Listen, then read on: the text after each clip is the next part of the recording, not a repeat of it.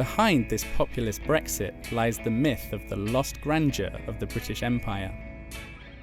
It's this vision of a powerful and dominant England that the Brexiteers have glorified and pitted against Europe, which encouraged certain members of the upper classes, or aristocrats, to join in. Like in Kent, a fairly wealthy area also known as the Garden of England, where a majority voted for Brexit.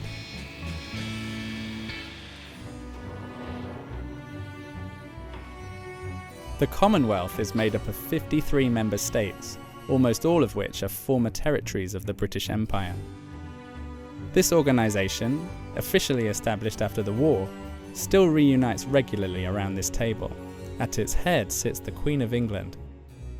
Australia, Canada, New Zealand, South Africa, India.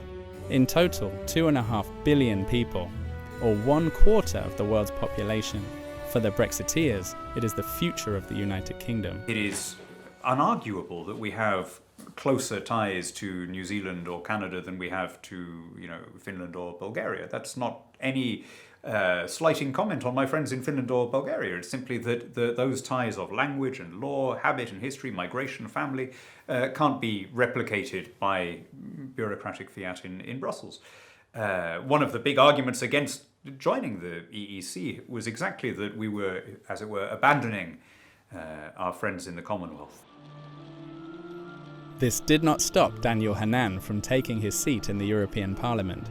Just like another fierce supporter of Brexit who, thanks to the campaign, was also given the opportunity to oppose Europe's faults with the alleged virtues of the Commonwealth, Nigel Farage has been an MEP since 1999.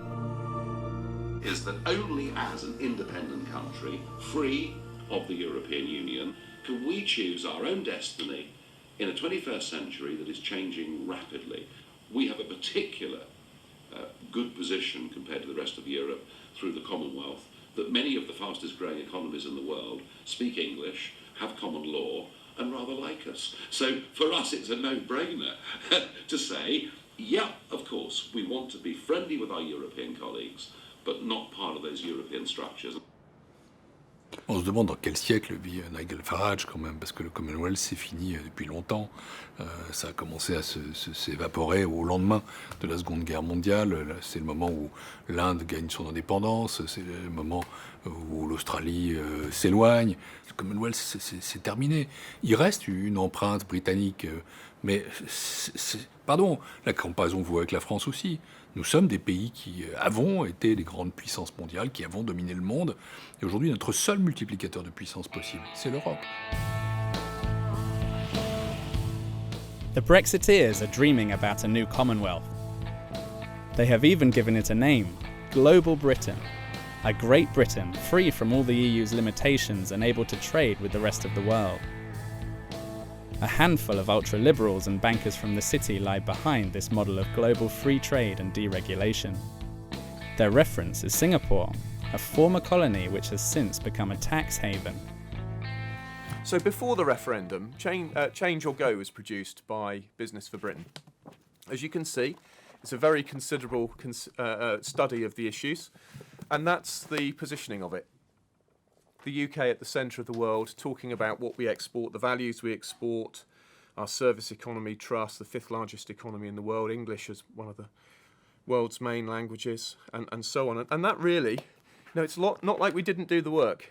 But this idea of global Britain, it's about self-government, it's about freedom, it's about treating people equally wherever they may come from in the world. You would rather be poor in Singapore than almost anywhere else. You would rather be ill in Singapore than almost anywhere else. There's no criteria that the parties of the left point to where you wouldn't be better off in Singapore than in a Western country, or almost none. How did they do it? Right? They have zero natural resources. They have to import their own, everything they eat, everything they drink, their electricity, everything. Right? How did they do something so miraculous? The answer is they opened their markets. They removed all of their trade barriers unconditionally. They didn't wait to see whether the other country was reciprocating. They invited the traffic and commerce of the world. As Hong Kong had done, and as since then New Zealand and now Australia have done, it is a formula that works every time. And I hope that a post-EU Britain will do that, but on a much bigger scale. London, aka Singapore-on-Thames, the capital of a new world where unrestricted financial markets would take control. But is this the future that millions of Brexiteers voted for?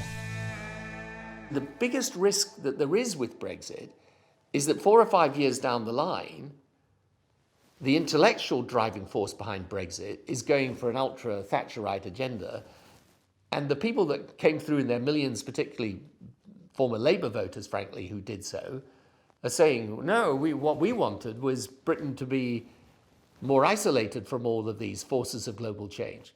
So this is going to be a big problem when people realise that Brexit isn't the answer to any of our problems.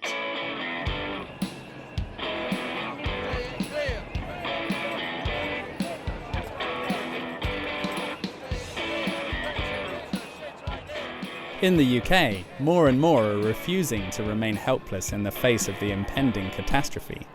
On the 20th of October 2018, more than 500,000 people protested in the streets of London, proclaiming their attachment to the EU.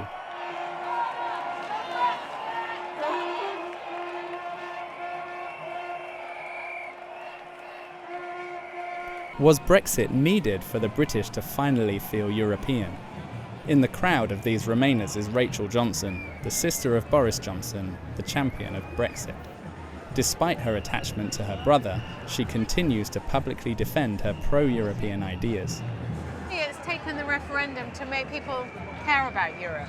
Before, it was only 12 on the list of salient topics in an election. Who were the Remainers campaigning with their heart out? Yeah. It's also taken the referendum to make people see what they loved about Europe, what they cared about, why they wanted to stay inside Europe,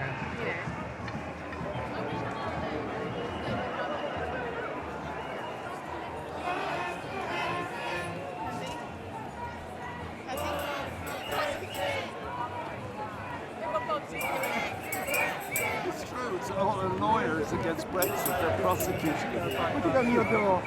This is 48% of the people. That's not a bubble. That's not an elite. There is no elite with 17 million people in it. So, the elite is Gove, the elite is Johnson, the elite is Rees-Mogg and Farage, all millionaires.